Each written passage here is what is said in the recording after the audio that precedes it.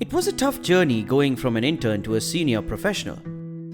Now, to protect my savings against high inflation and grow my wealth, I invest in bonds with INR Bonds. Download the INR Bonds app to save better. Hi, welcome to Let's Talk Bonds, the weekly podcast from INR Bonds. I'm Arjun Patsati.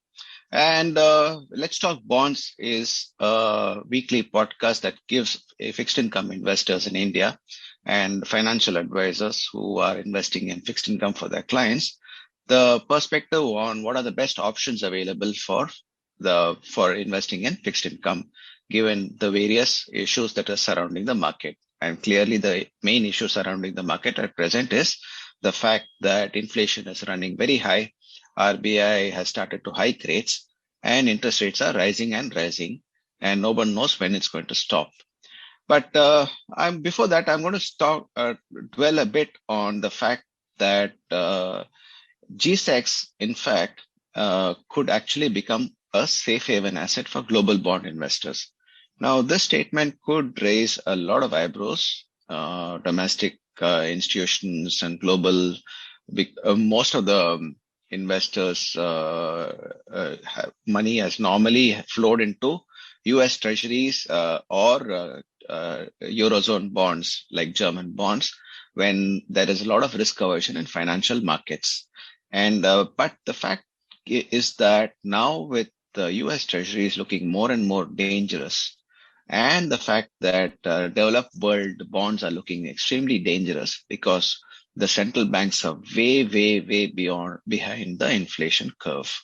Now, let's take examples. US inflation is at 8.5% for the retail inflation. The 10-year treasury yield is still at around 3.1%. If you take UK, the Bank of England has said it will go to 10% inflation. The yields are still very low at closer to 2%.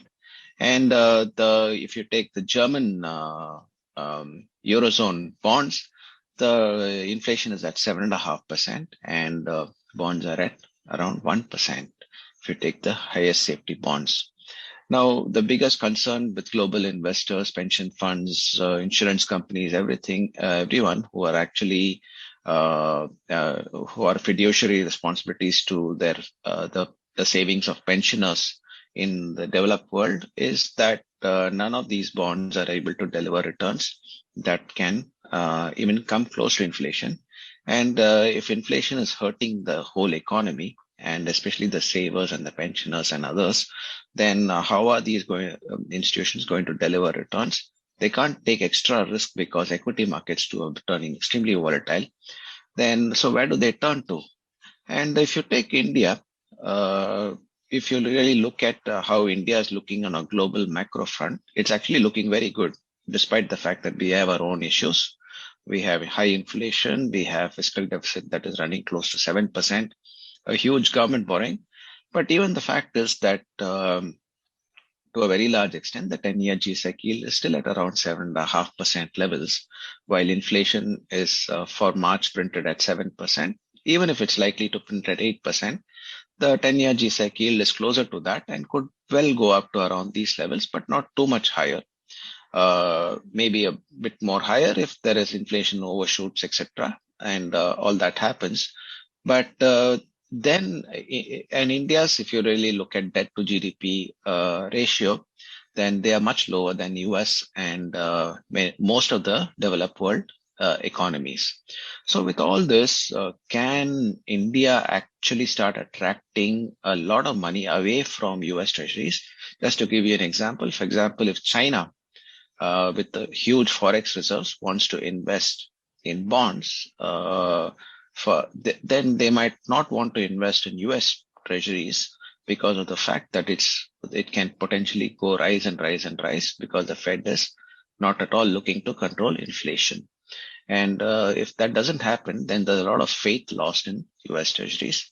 And China may just want to come to countries where there is much more semblance of inflation control and it could invest in Indian bonds. China may not, but many other countries which have larger foreign exchange reserves may do that. All this is a possibility, and it's up to the RBI and the government to make sure that that they do enough to make India G-Secs a very attractive proposition for capital, both from the domestic saving points of view and from the global saving point of view. All RBI needs to do is make sure that they're focusing on inflation, controlling and making sure that inflation, at least the GSEC yields are giving better returns than inflation. And the government has to control its fiscal deficit and try to cut down a lot of other expenditure that could lead to higher fiscal deficit without creating supply in the economy capacities. And all this can point out to the fact that India, the G-Secs could become a safe haven asset for global bond investors. Is a very good possibility. And if things go, if everybody does the right thing in the stakeholder game.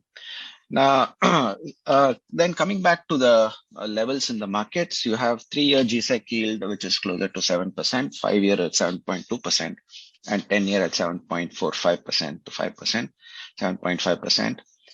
15 and 30-year at 7.6% and 7.7% respectively. We expect SDL auction cutoffs to come at 7.6, 7.7, Bharat bond yields at over 7.6% levels. But what we also find is that many Indian corporates are raising money, 3-year bonds at below 7%, which is closer to government bond yields, which is not really correct level. And investors who invest in that are better off investing in G-Secs rather than corporate bonds. On the high yield issuances that have come about last week, you had Ugrow Capital issuing bonds at 10% and above, 1-2-year bonds. You had Lending Card issuing 3-year bonds at 11.5%. You have GMR Enterprises issuing 3-year bonds at 12%. Sterlite Grid Limited issuing bonds at 1-year bond at 13.5%. These are rated anywhere between around A levels, all these bonds. You had MLD issuances coming up from Aditya Birla and Piramal, and last week we could see a lot more private sector corporate coming into issue bonds, given that interest rates are going to rise sharply. And with RBI signaling higher rates, it's better that corporates invest more bonds now than at higher interest rates going forward. The high yield bonds, investors will have to understand what are their options, what is the credit risk they're taking.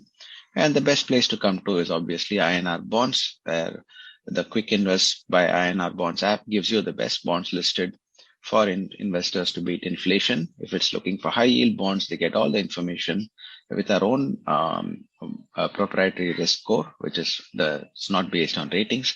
So they can take a very informed decision and also go through a very seamless in-app investment process. And Quick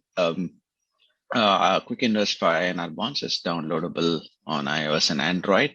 So download the app now and do follow us. Do follow the podcast on channels like YouTube, Spotify, Apple Podcasts, Amazon Music. Thank you very much for listening in.